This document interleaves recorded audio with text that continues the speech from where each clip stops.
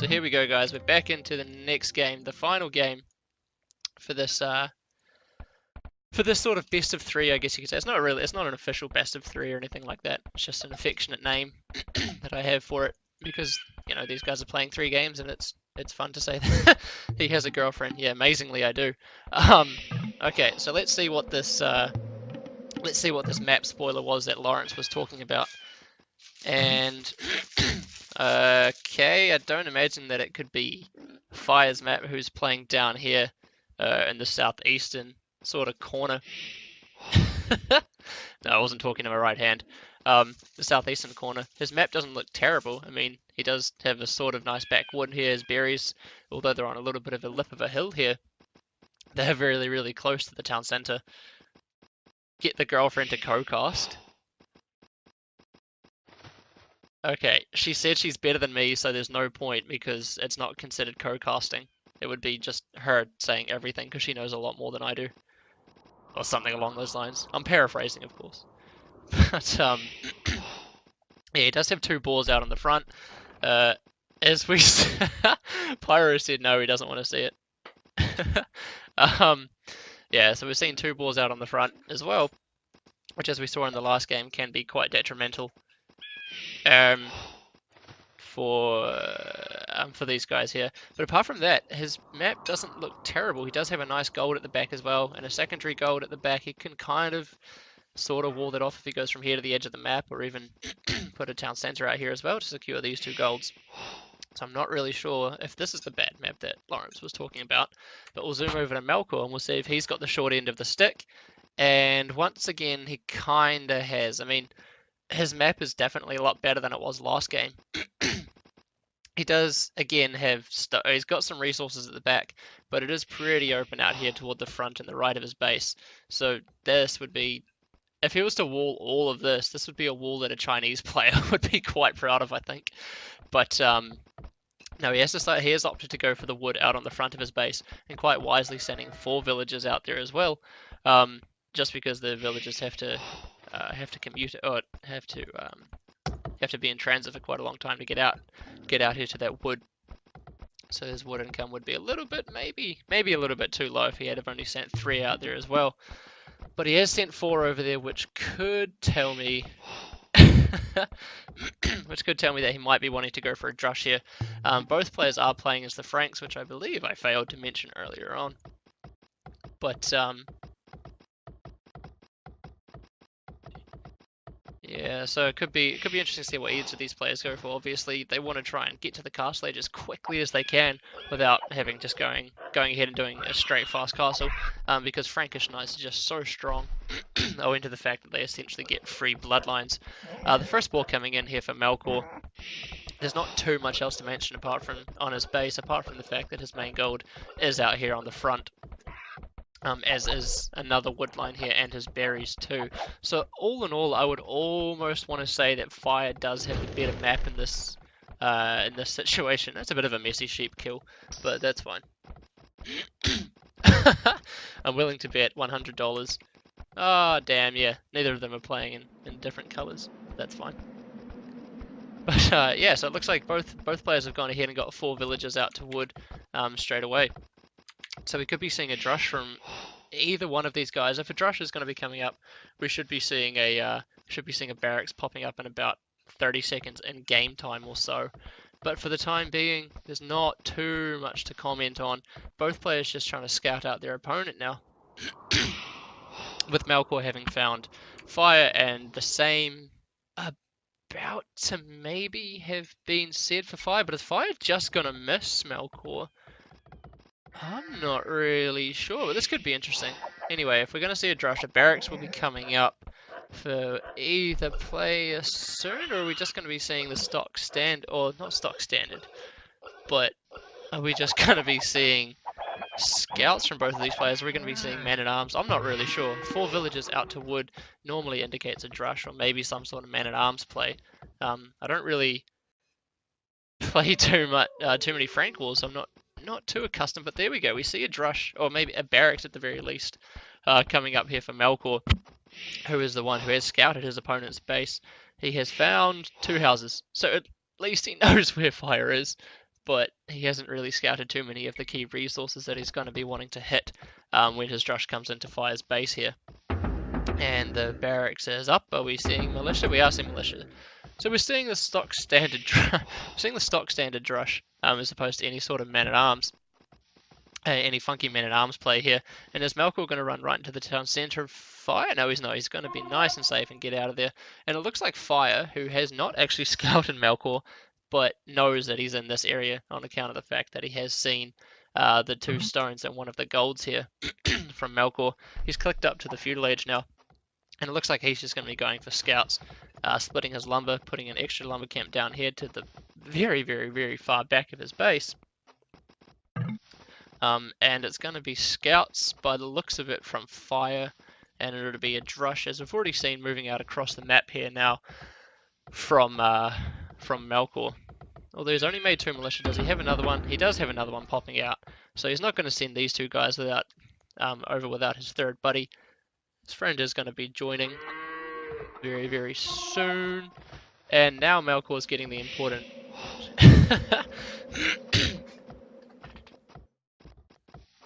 And now Melkor is getting the getting the important information as to where the resources are for Fire, and he's probably suspecting as well that Fire is either going to be going. Oh, he's not going forward again, is he? Is Fire being cheeky and going forward, or is he? It looks like he's going to be going forward again, potentially having scouted the fact that Melkor's wood line is absolutely crap once again.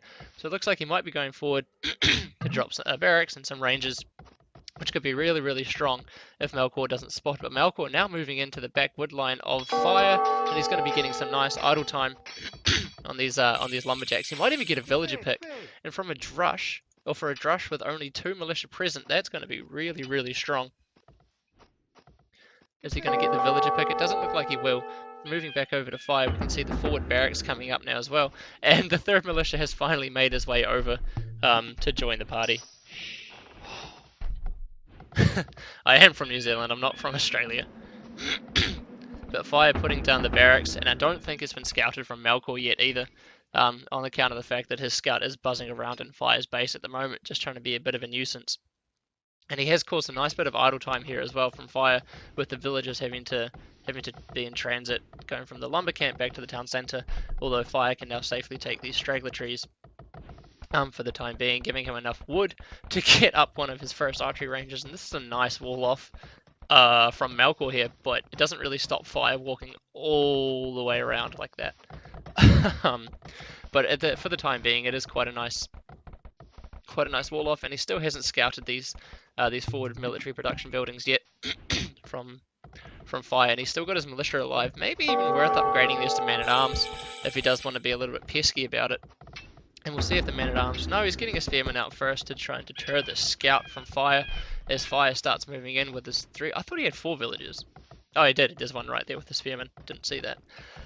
Okay, so he's putting a tower up, and this is a nice tower because it is going to deny the berries. It's going to start being able to put pressure on this wood line here as well. One of the only wood lines for for Melkor, actually, while his militia stand idle at the berries from... while his militia stand idle from the berries of Fire. And I like this, mixing in 1 archer as well, just to be able to try and put down a little bit more DPM onto the spearman that was coming out from Melkor. But if it gets focused down by the tower, then it's going to get an arrow to the head, and it's going to die very, very quickly. But it's a nice tower here from Fire, putting a lot of pressure on the economy, on 3 major parts of the economy here from Melkor: the gold, the berries, and the wood. The wood arguably being the most important resource at this early stage in the game, and he isn't really pressuring it so much as just caused a little bit of idle time for Melkor at the beginning, or in the beginning rather. Not so much that Melkor couldn't get up his archery ranges and start pumping out some skirms and archers to try and deter this, but enough that he might have been able to gain the upper hand. But in saying that, Fire's only actually up on 1 archery range. Does he have another one back at home for defense? No, he doesn't. So Fire only up on 1 archery range at the moment, and he's got the wood, exactly the amount of wood that he needs to plonk down another one. And is he going to plonk down another one, or is he not going to plonk down another one? No, he's just spent his wood on something, farms at home, houses, lumber camps, something else at home.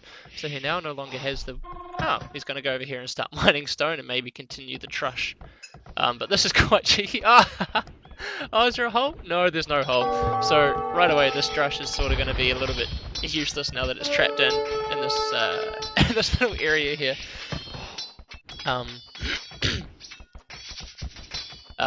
In Fire's base.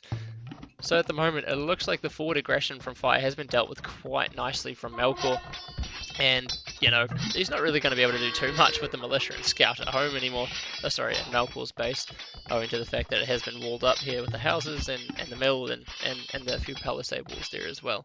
But a couple of archers moving around on the left-hand side for Melkor is going to be able to maybe poke some holes, see what happens in the see what else is happening in Fire's base. And he has actually scouted this other wood line down here for Fire. Oh, he hasn't scouted it directly, but once again, he can see that there are chopped trees here, so he can assume, quite rightly so, that there are some trees, or that there is some lumber camps.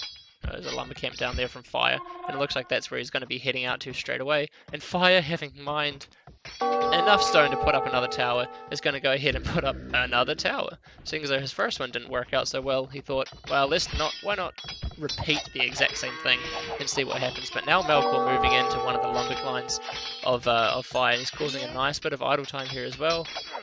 Nice micro. He's got two villagers, or two lumberjacks just running around doing nothing, and another couple of supplementary archers moving in as well. And he might be able to get a villager pick if he focus fires there. One villager at the front down, 10 HP, 6 HP, two more hits. No, might not be able to get that. Moving back over to the watchtower from Fire, it looks like this watchtower is going to go up uncontested, but it's not really going to provide any. It might zone Melkor off, a couple of these farm positions here, but apart from that, it's not going to be doing anything too detrimental to Melkor's economy. But Melkor is, in my opinion, definitely on the upper hand here. Even though he is 6 villages behind, he's causing a lot of idle time and a lot of damage to Fire's economy.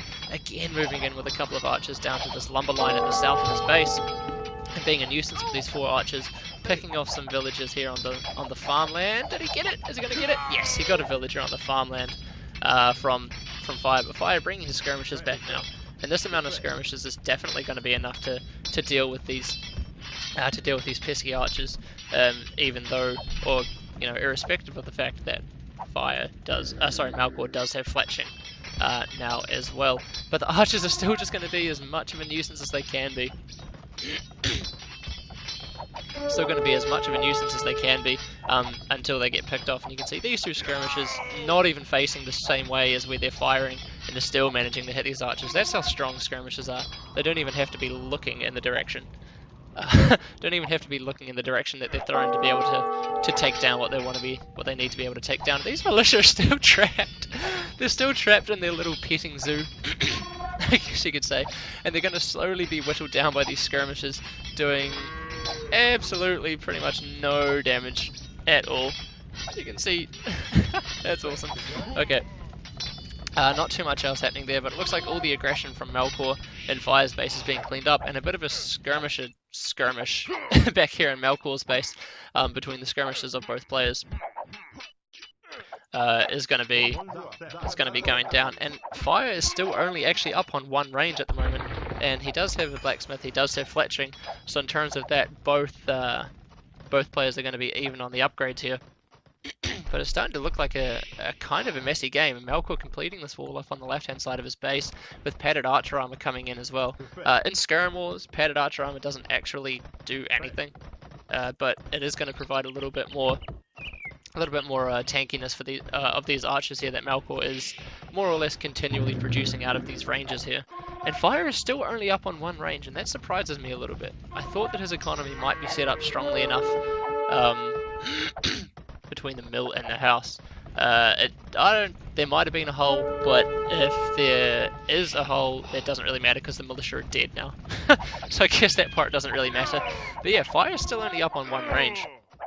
And that sort of surprises me as well, because the 2-range production and as well as the stable, this is a really, really nice addition. The stable being thrown down for Melkor is going to be able to pretty much obliterate the skirmisher army from Fire. putting Melkor, in my opinion, into a really, really nice position, even though there is still a 5 villager deficit between him and his opponent.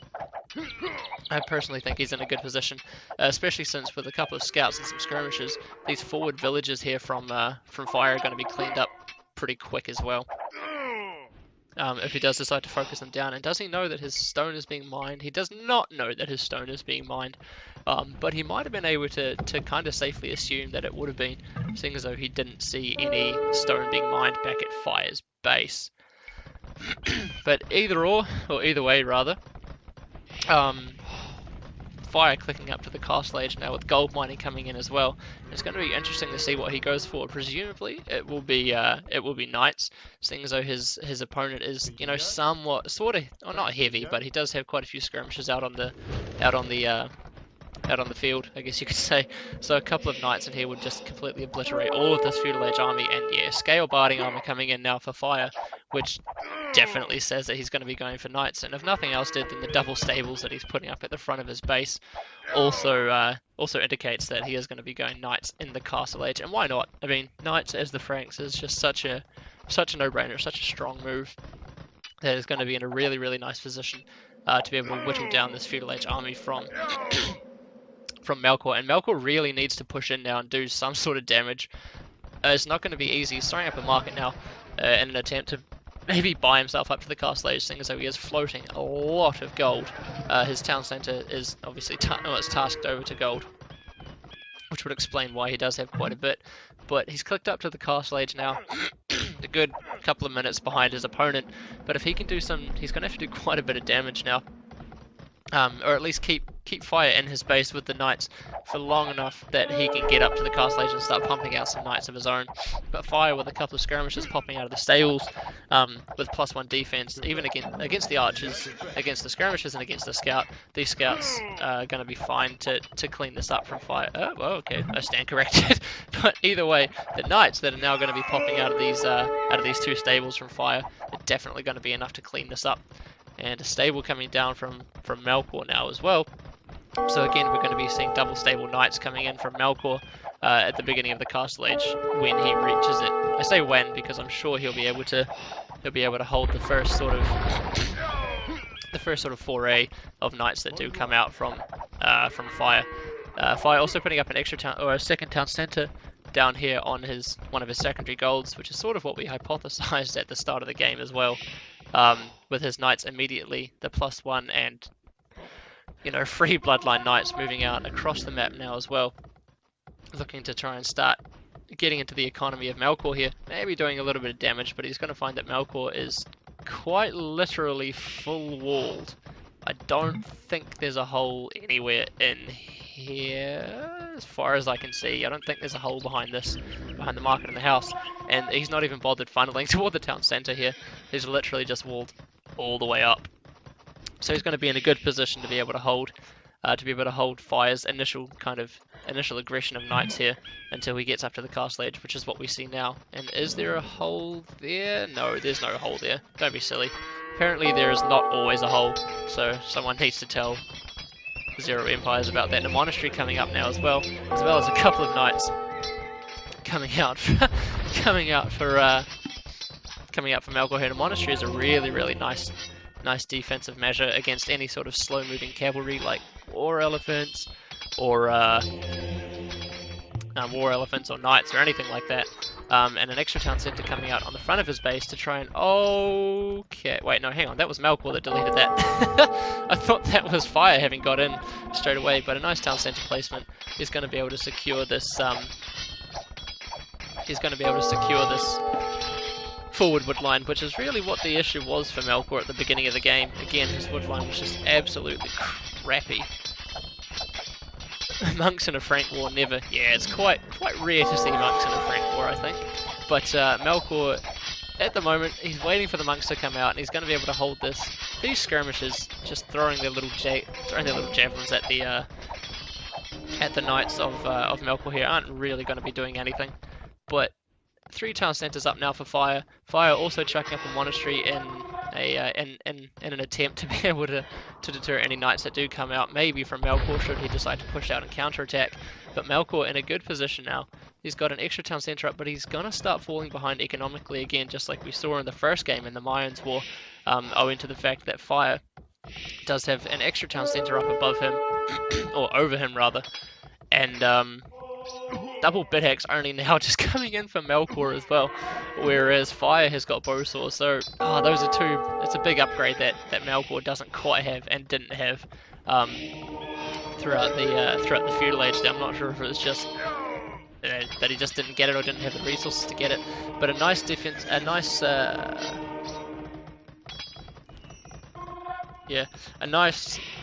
little bit of defense here from Melkor, positioning his knights such that the knights from Fire wouldn't be able to get in and start picking off his monks. And this is just turning into a classic Frank War now. I mean, the feudal age maybe not so classic, I guess, but turning into let's just go knights and maybe chuck out some monks and stuff like that, and just boom up as best as we can. Is starting to pull ahead now as well. And the third town centre finally coming up for Melkor, out on his main gold, which is now starting to be dwindled a little bit.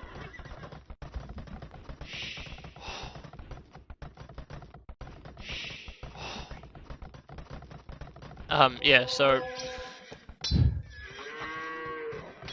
the knights from Melkor moving in down to the south of Fire's base, but Fire's reactions are quite on point. He's managed to garrison his villages inside the town centre that he placed there at the beginning of the castle age, but not before one of his villages on the farmland goes down, quick walling his villages in the woodline inn, and having evacuated this woodline here, all but this one villager who, if Melkor is paying attention, is going to be slaughtered very, very quickly. And yep, okay, there's one villager down there for Melkor. For Fire even. And more knights coming in as well at the front of Fire's base, and this is quite a nice TC if Fire can hold its position, because it does offer quite a lot of map control for him, in my opinion as well. Melkor's still just going to be a bit of a nuisance, and is he going to be able to deny this fourth town centre from Fire? If he's paying attention, he's going to be able to do it, but it looks like that town centre is going to get up. I guess Melkor's a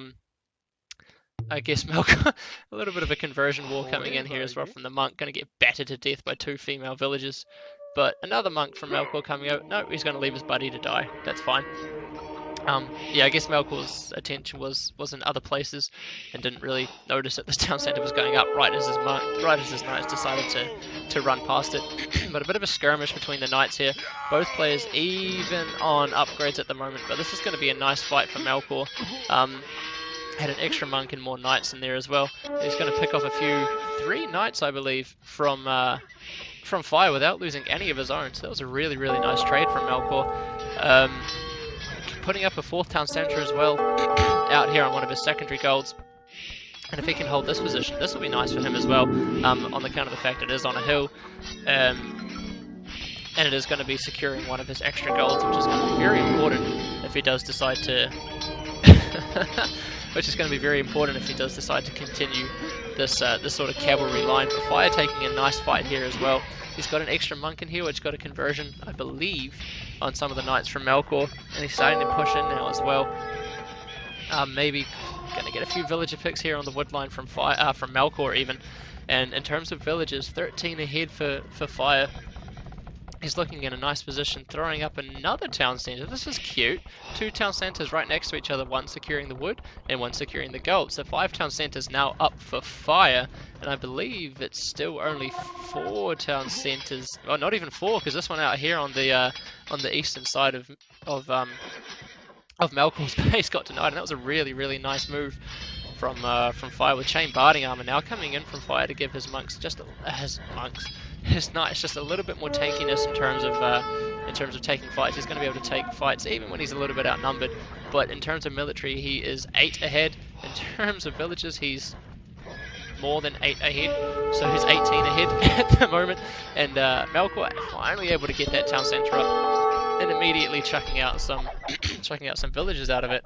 But pikemen coming in now for Melkor as well, and this is not really what you want to be seeing when you're forced to start researching the pikeman upgrade. It's going to be such a defensive measure, and I mean, in my opinion, it's quite an expensive upgrade for what you get I don't really. I mean, obviously, if you're falling this far behind in terms of knight numbers and military, yeah, you want to get some pikemen out there to be able to deal some additional damage to the knights.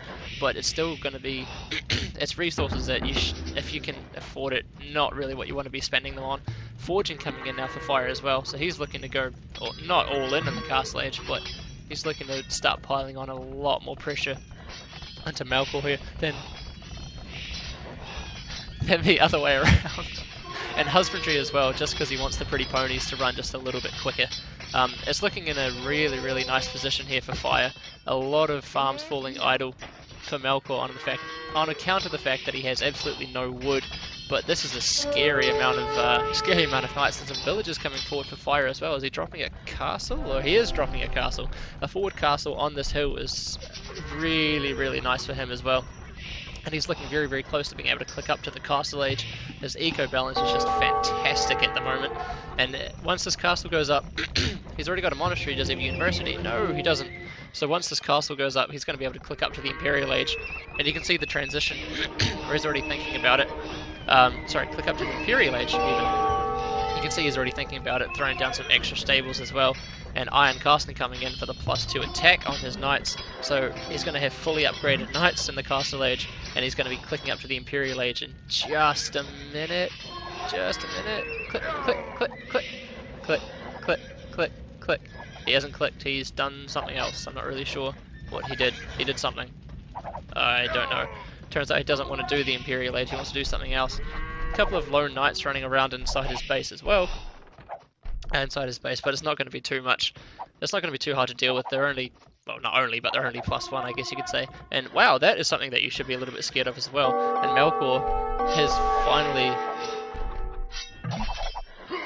has finally found this extra town center out here to the western side of the map. And likewise, Fire has found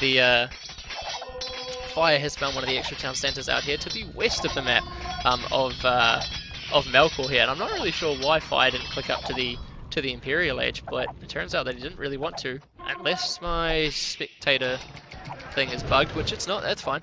But he is starting to look in a really, really nice position as well. He's only 10 villages ahead, and we've got some knights moving around as well. In the back of Fire's base. Fire able to lay quite a bit of siege, taking down this one of the extra town centers out here on the left-hand side of Melkor's base. And Melkor almost running freely inside of Fire's base as Fire clicks up to the Imperial Age. Maybe Fire delayed the Imperial Age upgrade because he wanted to get out a few more knights to deal with the raiding that Melkor was doing. But he's clicked up now, and so long as he can clean up all this aggression inside of his base, I say all this aggression, there's only a few knights running around now, which it looks like he has done quite comfortably, he's going to be in a good position, especially since he does have quite a nice hold at the front of Melkor's base here, denying this wood line again for Melkor, and we've seen pretty much this whole game that wood has been quite an issue for Melkor. So that's a really nice castle position in my opinion as well. But the Imperial Age upgrade is now coming in for Fire, and he's not going to want to engage anything if he can help it. I do believe that most of the military from Melkor has now been cleaned up as well. Just a handful of pikemen here and there, but I don't see any knights buzzing around. This little economy. Yeah, there we go. Okay, I was going to say this little section of Melkor's economy out here to the west of the map. Having been taken down, and Melkor saying, "Nah, it's GG. We won't waste any more time." And I think he recognised the situation, and he knew that he wasn't going to be able to pull back in terms of economy or in terms of military or anything like that. His economy was starting to pick up. You can see he was only about 20 villages behind, give or take. But the military numbers was what was really going to sway it. By putting up a bit of a housing estate out here on the east of the map as well. But yeah, it was the military that was really going to be able to sway it in Fire's favour, especially since he was able to get up to the Imperial Age in a much quicker time than his opponent. So yeah, well played to Fire in that set of 3 games. He managed to take all 3 in the Mayans War and the Hun War, and also in this Franks War that we've just seen.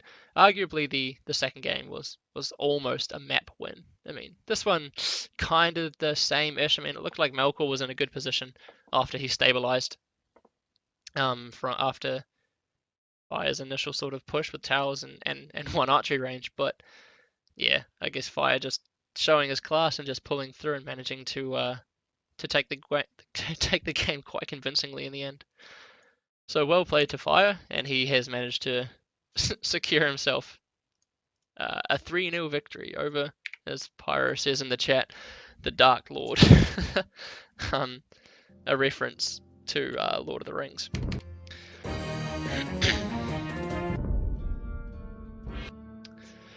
So, yeah, I mean, well, that is pretty much all I've got for tonight.